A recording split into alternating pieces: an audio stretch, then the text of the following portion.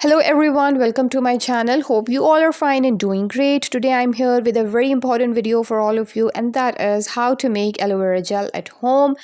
In this video I'm going to tell you very easy method to prepare aloe vera gel.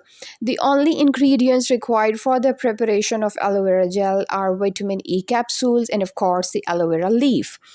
When you cut aloe vera leaf from its stem, a sap-like yellow substance, a jelly-like yellow substance will start to ooze out of the bottom of the leaf, and that is very toxic for your skin. And if it is ingested, definitely it will cause many serious problem to your digestive tract as well.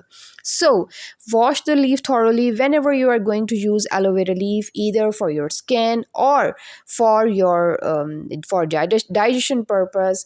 Please wash the leaf thoroughly, so in order to get rid of all the dirt and impurities and of course the yellow material from it. Now cut the leaf into two parts. As you can see here that a jelly-like material is present inside the leaf, and separate this jelly-like material from the leaf with the help of the knife. Make small sections of the gel. It will help you to separate the gel very efficiently and remove all the gel from the leaf. Here you can see I have collected the gel in a bowl. Another important thing to note here is that the gel should be separated properly from the leaf, and no remains of leaf should be present in the gel because it can damage your skin as well.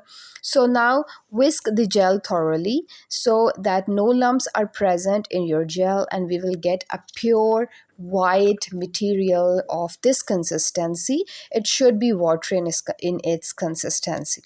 Now add preservative in this gel. This point is very important. If you are not going to add preservative, you cannot use this gel for a longer period of time.